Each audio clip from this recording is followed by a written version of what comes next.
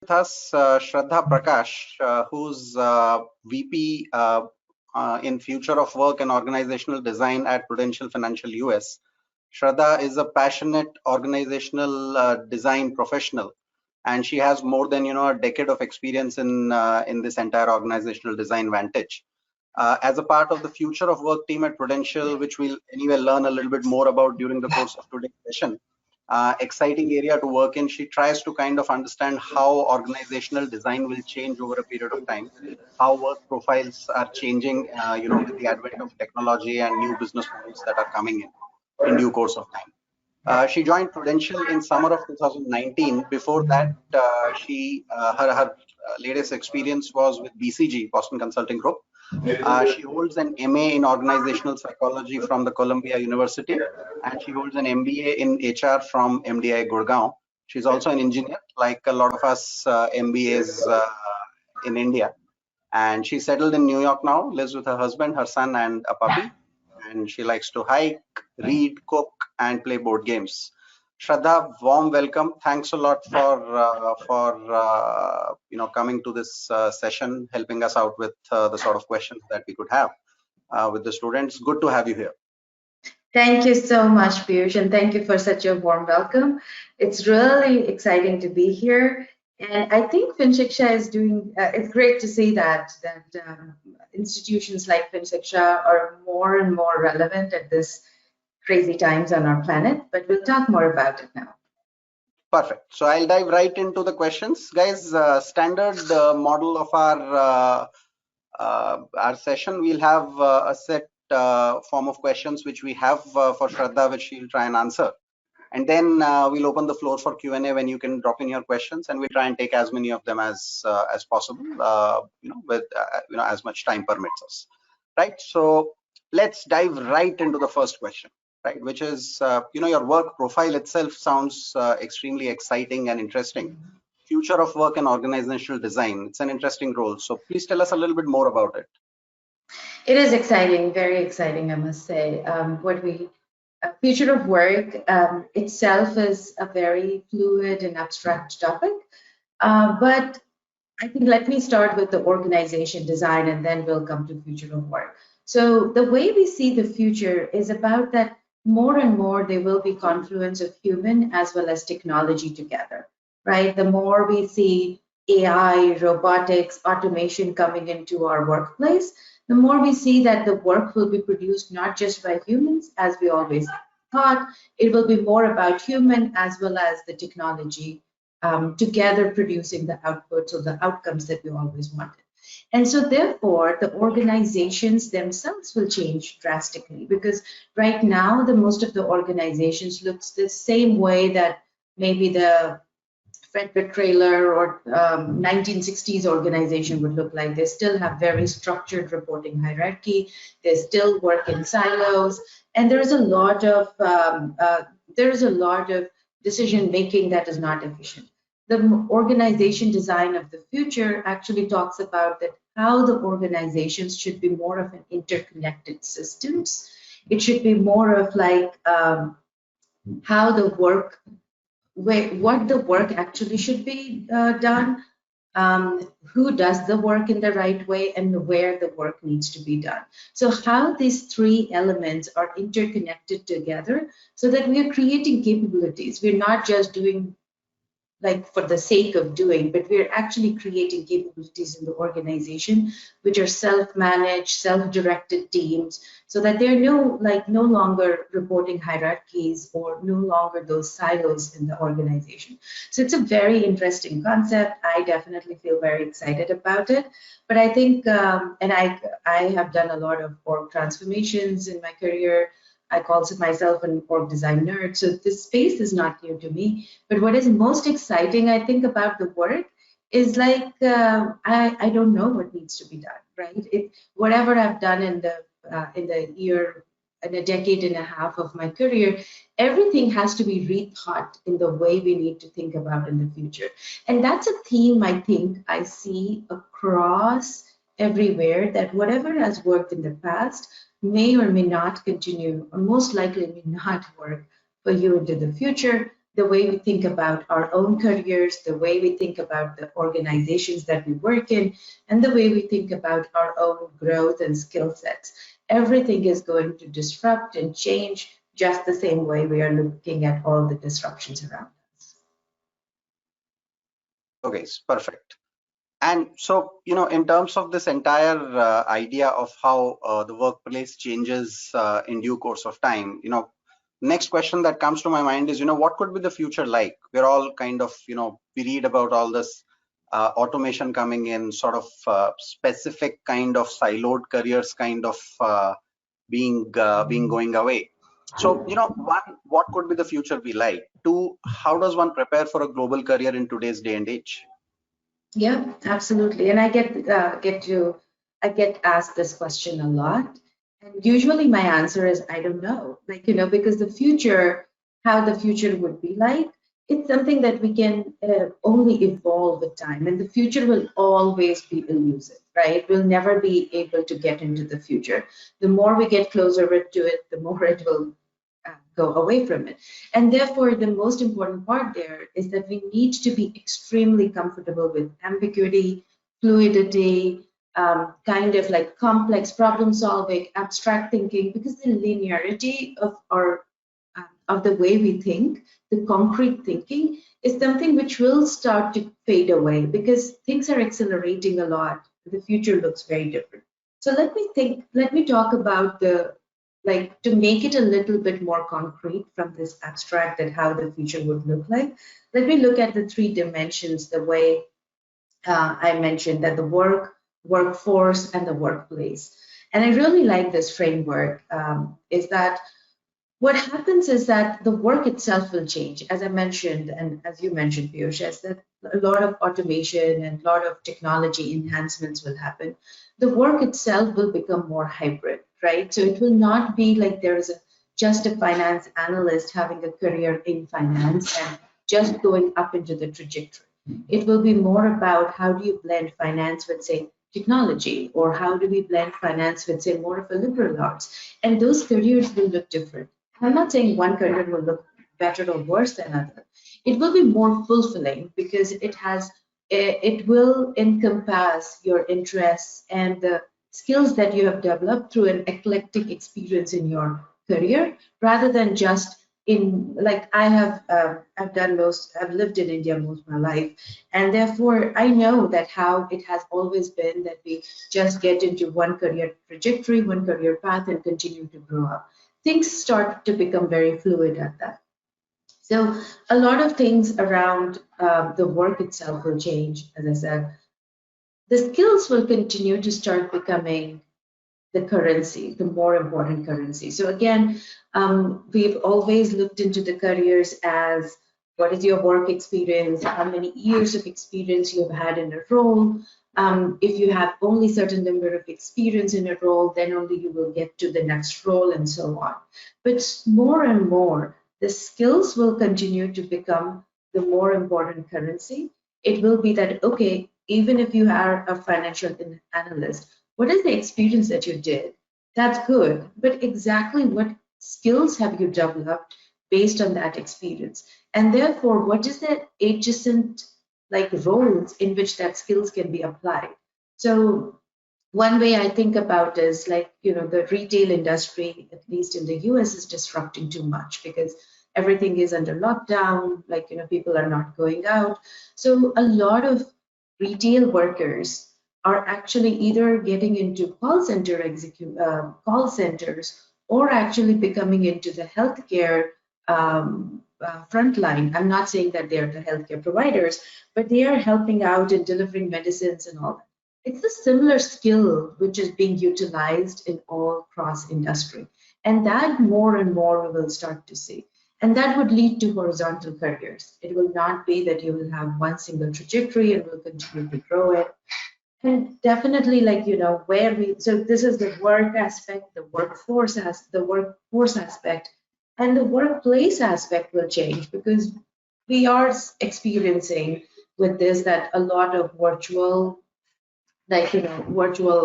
uh, workforce is coming into play, and that's also pre this COVID time, right? That companies are more and more going virtual. They're starting to get into more of the remote teams, and understanding that how do we collaborate together so that we are more productive virtually.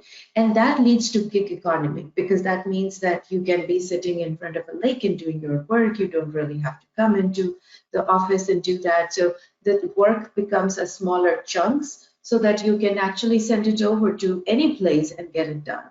So there is a lot of things. And of course, like, different industries and different geographies will experience it in a different way, and it will experience in a different pace of it. But this is something that is going to happen in future, and the more we get prepared for it, the better it will be for all of us, whether it is leaders in the organization or the people who are coming afresh in the organization. But to your second question about how does one prepare for this, it's about, I have a few thoughts. It's like you have to develop a strong foundation. Yes, we talk about hybrid skills and hybrid roles, but you really need to have a really good foundation in some of the skills that we have. Like that is, it's not a new concept. People call it T skills, that you really need to go in deeper into few skills, and then you need to have a broad understanding of another set of skills. Another thing I would say is very common in millennia. I'm addressing, I think, there are a lot of millennials in the audience, but be digital dexterous. And I can't emphasize much on how much that is important, because it's not just about that you have to be savvy with webcams and phone calls and all that. You have to be savvy with all the digital tools that you utilize, be it PowerPoint, be it Excel, be it, sometimes it's even recording yourself and videos, because more and more we will see that the transactional work will not be done by the humans. And so I have lived in an era where actually I could do a presentation and then send it to production to make it pretty, or to do an Excel modeling by somebody else. But now what is expected out of me is that I make my own slides, I do my basic Excel modeling.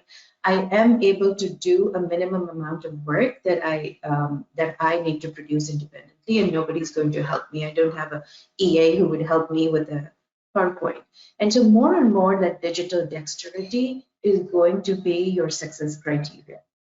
I think another way would be open to experiment, and that relates back to be comfortable with ambiguity and fluidity, is that you don't know what actually experience shapes you for the next level, right? The trajectory is going to shift, and therefore you need to be very open-minded to experiment and say that, okay, I started as a analyst, as a financial analyst, as a business analyst, but I felt that this started to become a better, it interests me more. I did some courses, I felt that yes, this was better for me, and that's how I continued to build on it and shape my career. So, and now after 10 years, where I started and where I am looks drastically different. So that kind of experimentation is important. And I think the last thing is a little philosophical, but is very, very important for me, I think, is that explore why you are doing something. Is it for the brand name? Is it for money? Is it for actually making your skills? Is it something that you're passionate about? If you're clear about that answer, it's easier for you to then be experimental, then be comfortable with the ambiguity, because it is going to be not concrete, and therefore if you know why you're doing something, it just starts to get more and more clear in your own head. So I'll stop here. I know it can become a monologue in these kind of situations, so Piyush, stop me or ask further questions.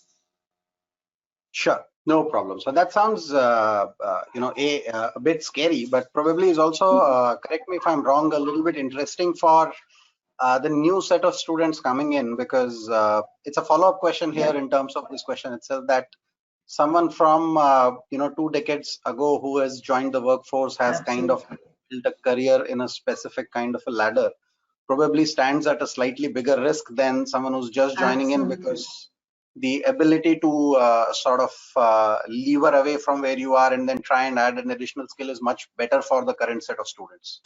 Oh, absolutely. I would say that if I had to experience in a pandemic, I would rather experience early on my career rather than doing it when I was 20 years into it because I don't know how to respond. These kind of things actually help build resilience as much as it sounds very romantic, but it is actually good to experience these kind of things in early on in your career rather than in the mid of it or when you are too late into it. Sure. Agree, totally agree with you. I'll move to the next question then, which is basically, how does the global crisis which is happening right now impact companies and, hiring specifically with respect to financial services? Sure. So there is a lot going on, and I would say that different industries and different geographies are responding it in different way because they are getting affected in different way. I would I have seen more of retail, tourism, aviation, healthcare being more affected and getting more impacted than other industries, I would say. But at a high level, um, I think the most important part for any company, be it financial or non-financial sector, is that they need to think about both the short term as well as long term, right? So the short term is definitely they need to figure out what their bottom line is, how they can be in the business, and how they can shed that excess weight if they have, or like just take care of their numbers so that they are operational, right? So that is on the mind of most of the leaders who are running these companies, that how do we survive in the short term. However, I think the survival will also depend on the long term. In that sense, is that if we don't shift our thinking right now, it will be very difficult to be relevant in the long term. We may survive this blip. We may survive that, okay, we have done this. But it's not something which is not going to happen often. The pace that we are changing in the future is so high and it's so accelerated that more of these black swan events will come into. We'll see more of these kind of events in our lifetime than our parents' generation would have seen so far. So therefore, if the organizations are not thinking long term, they will soon come out, like they will soon not be in the race that they want to be in. So it's important for them to think about that how their business model is shifting, right? So it's about like how do they have less dependencies on, say, the processes that they had dependencies right now, which needed a very transactional way, which needed people to come together. Like I know organizations where there is a team where there is printing going on, or people need to print things to be able to do that. They've not gone digital. Soon that will go digital, and they will need to figure out that what do we do with these people, right? Who are actually doing very transactional work. So that's a very high level. But how is this going to impact the hiring in financial services? I mean, it is going to impact. We cannot deny that. But we need to see how long term is it going to be, right? Is it going to be just a short term, or in the short term it might impact, but the long term I feel is that more and more transactional work will get less hired, and more the hiring would be for more complex tasks, more problem solving, and more of human-centric tasks that cannot be replicated by the AIs, by the robots, or by the automations that we are thinking of. Right. So those kind of things, I would say that we should consider these hiring in short term as well as long term.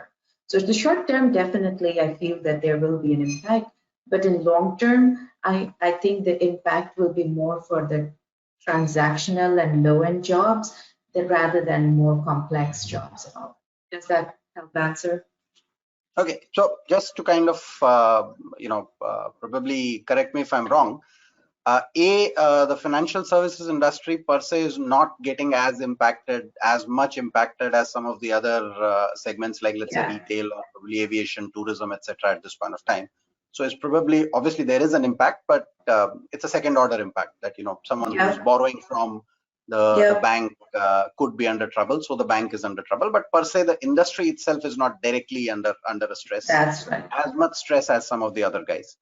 Two, I think once we are out of this, as far as I understand, the general trajectory that we were talking about, future of work, will take over. And this event per se may not have too much of an impact in terms of, how the hiring patterns are anyway going to change, regardless of coronavirus or no coronavirus. Absolutely. Is that right? Absolutely. Absolutely. Thank you for summarizing that. But that's what it is. Like, some of the organizations will use this as a really good accelerator to accelerate the pace of change that they were already doing, right? So it will just fast forward the thinking that they already I'll go to the next one, which is, how does one keep himself or herself prepared for this kind of an environment, changing environment, as well as this uncertainty? Yep. So I would just say that I can start with saying don't panic, but I'm sure that that will not go that well because it's not easy. It's not an easy situation to be in if your summer internship has been delayed or your job has been, the offer has been rescinded. So it's not a good time if you are in that spot, right? Let's get real on that. But I'm like, I would just still say that keep your calm, right? And think creative because there are so many other ways that you can invest in yourself, right? And that's why I'm saying that turn the opportunity into chaos. Turn the chaos into an opportunity. It's a typo on that page. So that's so what we want to say is that there may be times when you are when things are not going as per your plan, right? But take your time to invest in yourself. And what I mean by that is it ties back to my previous point on building the skills and skills being the currency. There is so much of online material today. There is so much of good stuff that is happening. It's free. It's a content is really overflowing these days. And there is so many, there's Khan Academy, there's FinShiksha, there's so many things that that you can utilize to just continue to build your skills and invest the time in yourself, right? Serve the community and serve yourself because there are so much of time that you basically, if say for example, your summer internship is not going as per plan, you have that time that you never had before in your life. You can actually creatively utilize that time to build something for the community, but at the same time, build your own skills, right? It will still create an experience for you. It will still create a resume for you. There was a lot of opportunity here based on what's going on around you. I would say the bigger thing is around, build your network because it's extremely important to know what's going on in others' careers and also have mentors in other industries or across industries.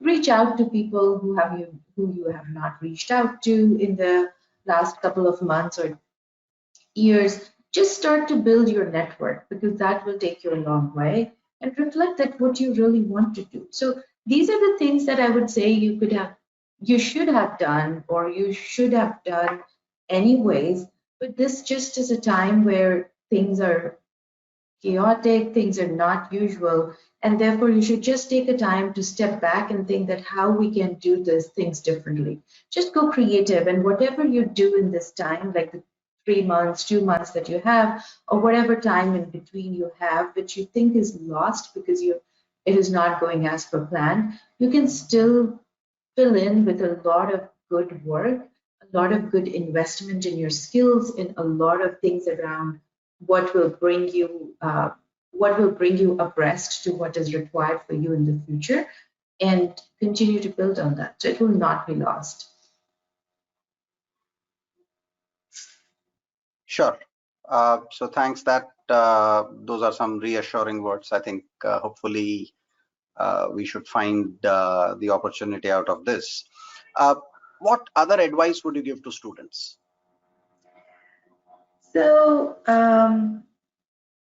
some of the advices that I would, and I'm learning this as I am progressing my career, Some of the biggest advices that I would give to myself when I was starting up in the career several years back is be curious, be a lifelong learner. And it may not resonate to you today, but trust me, this is the learning agility and the ability to stay curious is extremely, extremely important skill at this point of time.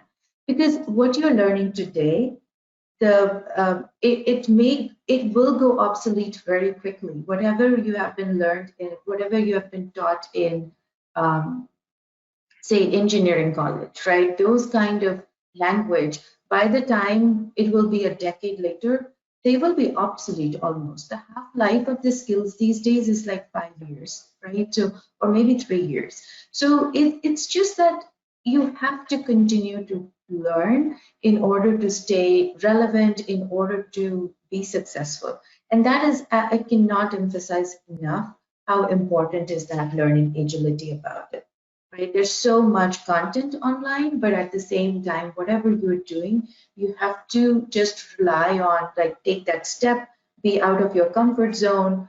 It will, it will be fearful in the first few months, but then you will start to build that muscle and build that skill and then move on. So that kind of pushing yourself out of the comfort zone, picking up things that you didn't know before, and having that learning agility is incredibly important.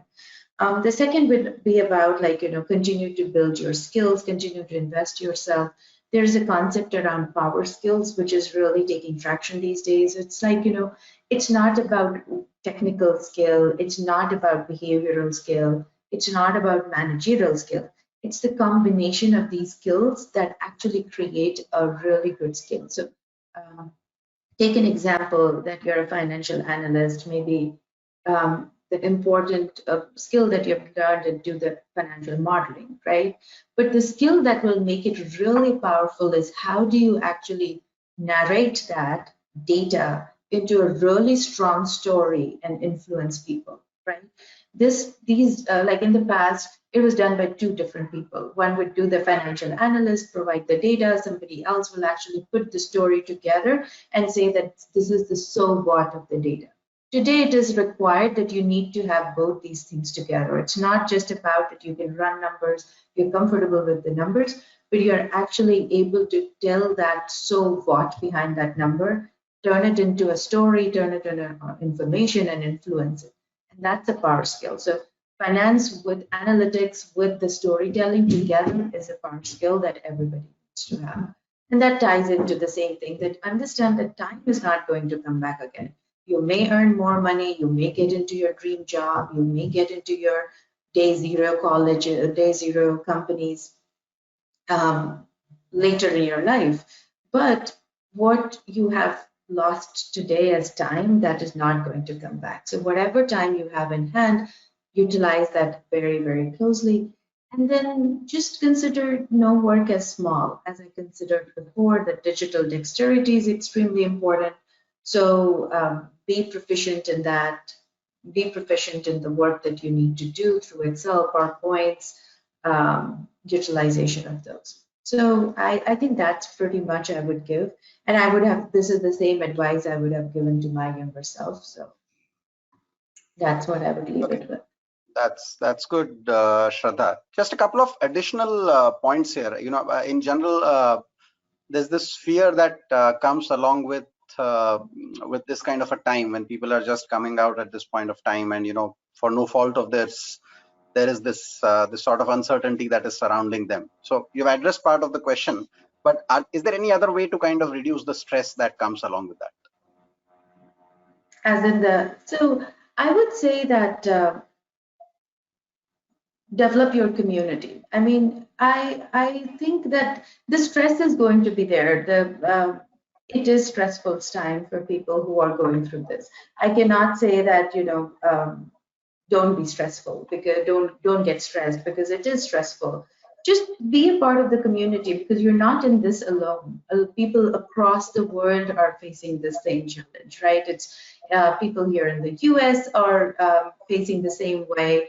People in India and around you are facing similar challenge. And so build that community to so know that what others are going through. Sometimes it gives a comfort that, okay, if others are going through this, then we will get into this together. So I would say that, but I would just stick on because it is, in my mind, or at least my hypothesis is that it is temporary and it will go on. It will go on for a few months and then things will snap back.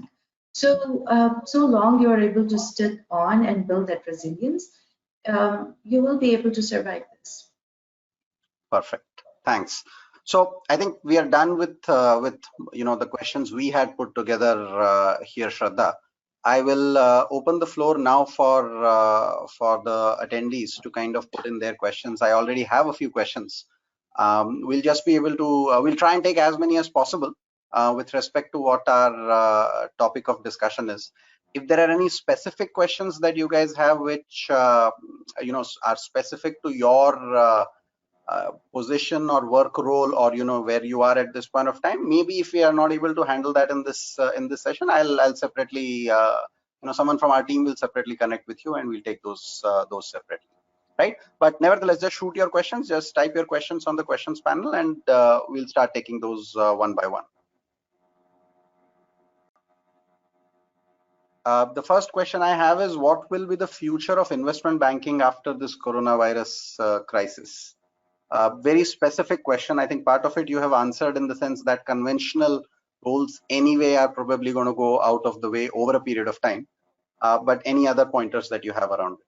Yeah, I agree that, yeah, this is specific. So I would not be able to like exactly say about the future of investment banking, but I definitely would say that there is an already impact that you are able to see the fintech um, is experiencing. And it's not today, it's been like almost a decade that insurance tech and fintech are already, and they were always at the helm um, of that journey of bringing the automation and impact of automation into the workforce. Like we know that a lot of trading floors have been replaced by algorithms, right? So those things will continue and continue to grow. So even in investment banking, the roles that if you think that if you just can step back and think if there's a role that can actually be automated and the models that you're creating can be done by machine learning,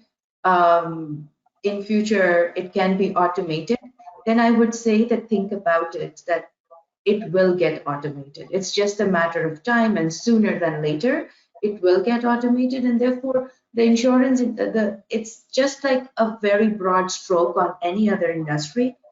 The the investment banking also will rely on how do we make those human complexity, like where do we really need to create that understanding and the, the complex problem solving that only humans can do, and those work will stay, rest everything will start to get automated.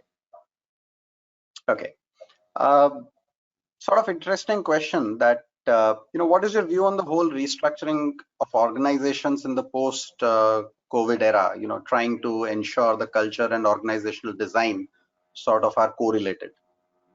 Yeah, it is very interesting, and I have my own thoughts about it. That the culture, it is going to be difficult because to think about it, that everything will go virtual, right? And we'll start working from home, and we will start inducting people from home or virtually. So I had in the past 2-3 months, my whole team has been inducted virtually because it happened that their joining fell in the same time as we were in the lockdown.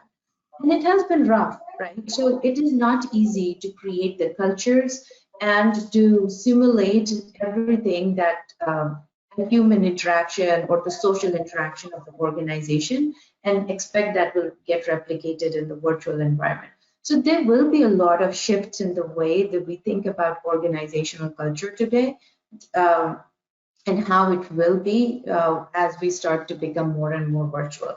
Now, how organization structures would be, that's a different thing, right? So the organization structures have some component into their cultures, right? So everything that we do in the organization has an impact on the culture. So culture is a separate topic, and then organization structure, if I have to see, I would say that organization structure will start to becoming more and more fluid. There will be less hierarchy, there will be cross-functional teams, and there will be less and less reporting. So I now work in a team where I work in like several leaders and several cross-functional teams. They don't report into me. I have a very lean team, but I really work a lot with almost like 50, 60 people, but I influence them without authority. So those are something which are going to be more and more flavor of the organization where you are functional in the cross-functional teams. You are more agile, right? And agile has its own connotations. People have its own definitions around it, but it's like self-managed teams, right? If I'm asked to deliver an outcome, I don't say that it has to be done only by me, only by my team. I just pick and choose people from the organization which I feel are the most important in delivering this value, and I get them together and get that work done. That will become more and more fluid, but that also means that the association that we have with the team as of today, like, it's a very strongly connected underneath a leader, we share our lives together, that is going to change. And definitely that will have an impact on the culture. So there is going to be a lot of, and that's a good thing. I would just say that having more fluid structures, more cross-functional teams, less reporting hierarchies, better decision making will influence the culture in the right way that would make all of us more productive and have a better experience as a manager, as an employee. Okay, good. I have a couple of other interesting questions that come up, and again, I think we've probably addressed a little bit of it, but probably you could elaborate a little bit more on these. One, sure. Is AI going to reduce the need of employees in the firm? How's it going to impact people joining the workforce or entrepreneurs in the future? And second is then, what level of technical skills do companies kind of expect, employers now expect from, let's say, non-technical stream students, like let's say a grad or so? A commerce grad, would they be required to kind of know a little bit of coding at least, or at least an understanding of this coding, how does the code work, yeah, etc. So both of these things, one is it going to be sort of a doomsday in terms of at some point of time in the future in terms of us getting replaced completely by sort of machines, or is there something that that is there, light at the end of the tunnel, or an opportunity for all of us at this point? Absolutely. Great questions. Great questions. Thank you for asking them. So I would say then there is a pessimistic view and optimistic view of looking into whether AI will replace us in the future. I like to go with the optimistic view, and that is that AI will replace the transactional work that we have been doing, right? And so that will replace some of the people, because right now people are doing that work, but it will create tremendous amount of new work which will lead to better work or better roles for the humans, right? So today a lot of places you would see that, oh, I'm just making reports day in day out, I'm just making PowerPoints, I'm a Excel monkey, like things like that you would hear more and more from people. I think those are not fulfilling, because you're just following orders. We have replicated humans into machine to produce some kind of a work, right? And especially a lot of it we see in manufacturing as well as in service industries. So that if AI is going to take away the transactional work that we find very monotonous, we find mundane and not very exciting, if AI is taking that work, that is exciting. But yes, that may be seen as reducing the workforce a bit, because there are people who are currently doing that work and AI will replace it.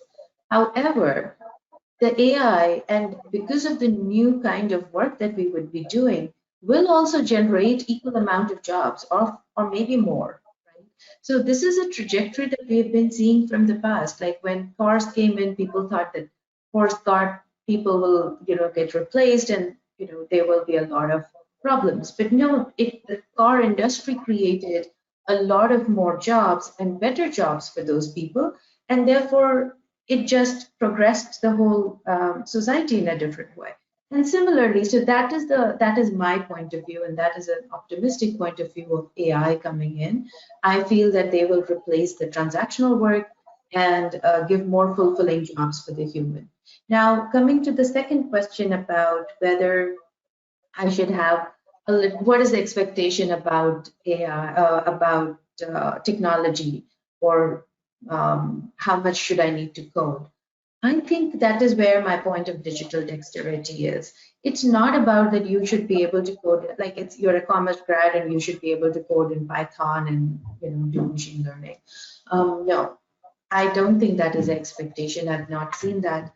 What I see is that you should know what Python is, right? And when somebody tells you about it, you know that, okay, at a high level, I know what language it is, I know what is being used for, and I'm not averse in learning more about it. Like we utilize, I've always been a human resource and HR and now transformation person. We do our skills analysis in Python, right? Because we are inferring skills through AI. And that's a very high level of looking into skills, which were traditionally done on Excel sheet, where you would say, okay, what is your manager's rating on a scale? What is my self rating on a scale? Where is the gap? We have done with that. We have replaced all of that with an AI inferring that skill for my employee and for myself in a tool. And for that, if I am the leader who is actually helping the enterprise adapt this kind of a technology, I should be comfortable with it, right? So those kind of, I think, comfort level, and I would say excitement and curiosity, because everything is going to go in that direction, should have, and that doesn't matter whether we are commerce or whether we are art students or science students. I call myself a fraudy computer science engineer. So even if I'm like a computer science engineer, I still don't know how to code in Python, but I really need to be comfortable with that concept. So that's what is digital dexterity, and that is what is expected out of each one of us. Okay, perfect. I'll add 2 points here, guys. One, I think Shraddha had mentioned about Khan Academy. There's a wonderful talk of Salman Khan from Khan Academy where he kind of outlines and takes this question. I'll just probably use the slide to draw that. He says, this is like the work pyramid of people in the industry, and you have the top segment here, which basically is the people who control capital. Then you have these guys here who are basically providing sort of the brain in terms of how to deploy that capital. And then you have all the transactional work happening here, right? So your production, your basically the sort of process oriented stuff is all happening right at the bottom end. Now what AI does is it hits this. So in the short run, it creates a little bit of a problem for everyone around us, and we kind of get a sense that, okay, jobs are going to go. But what it also does is it leaves a lot of ability available to actually go and do work here, which is the core sort of creativity, research sort of work.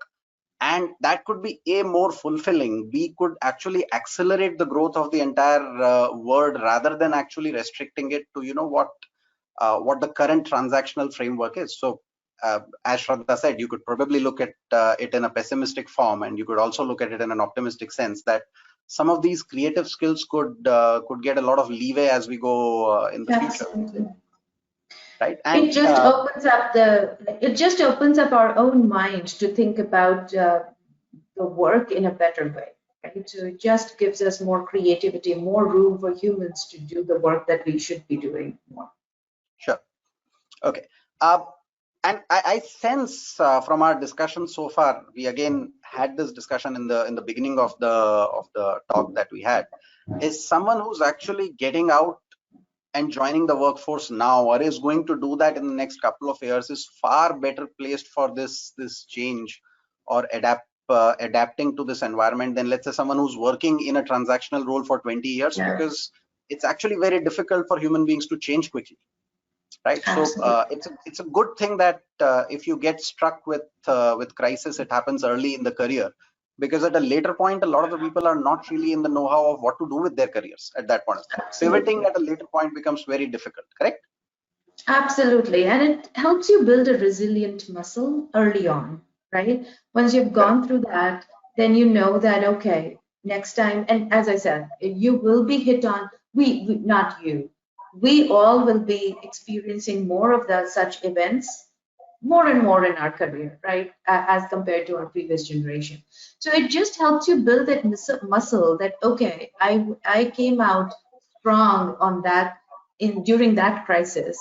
I got this crisis as well, right? So I got it. I know how to react to this. I know how to respond.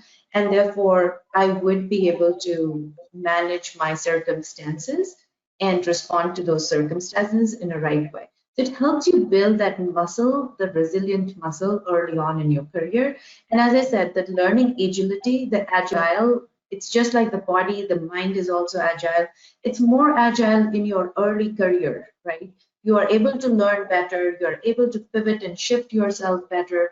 And that's why it is easy to just take on these interesting new things early on in your career rather than after 20 years or even 10, 15 years in your career.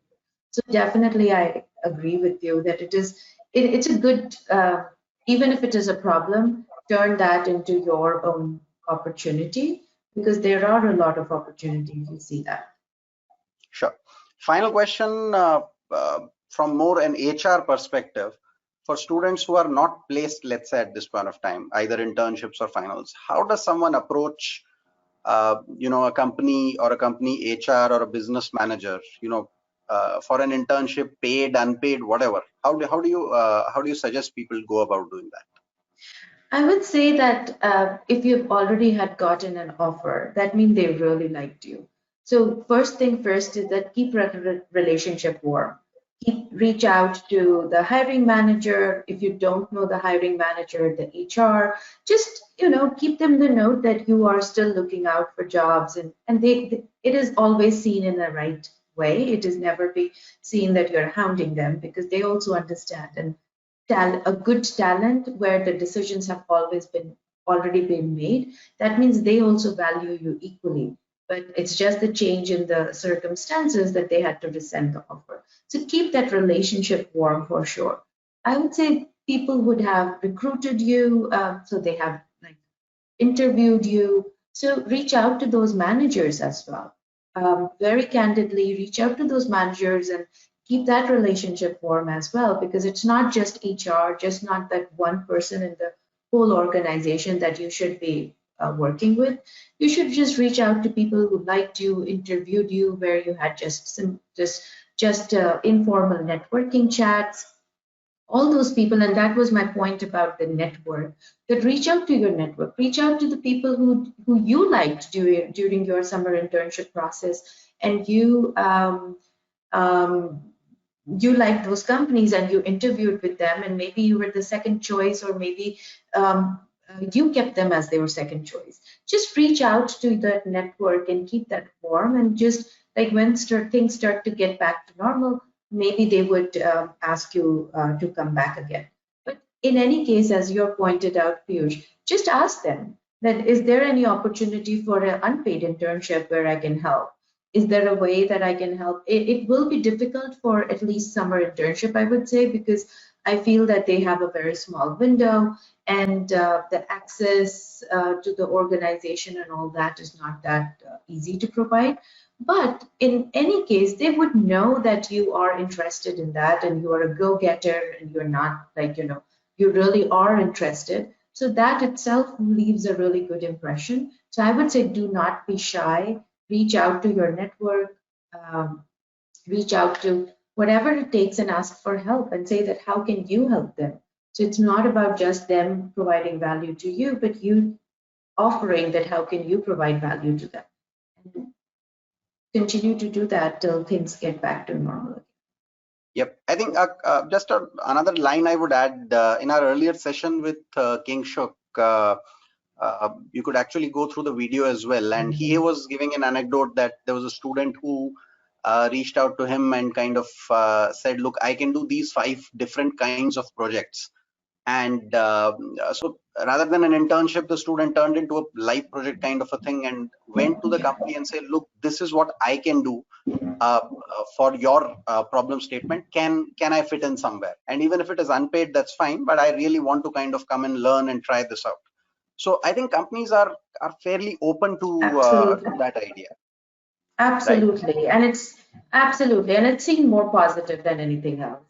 So do not hesitate, don't be shy, just reach out. Sure. So that's broadly it, Shradha. I think we've come to the end of this session. Thanks a ton for taking your time out, early on Saturday morning, your time. It was an absolute pleasure. I'm sure the students would have gained a lot of insights into, what the future of work is going to be like. Wish you all the best for your work as well. Thanks once again for being here. Thank you so much, Piyush. It's my pleasure. It's great having you to be here. Thanks. Sure. Guys, the video for this should be updated in a day or so. It will be available on our YouTube channel, and you will anyway get an email around once the video is updated. Thanks a lot for being a patient audience. Hopefully this was helpful. If there's any feedback around the session, you could just leave it in the questions panel itself.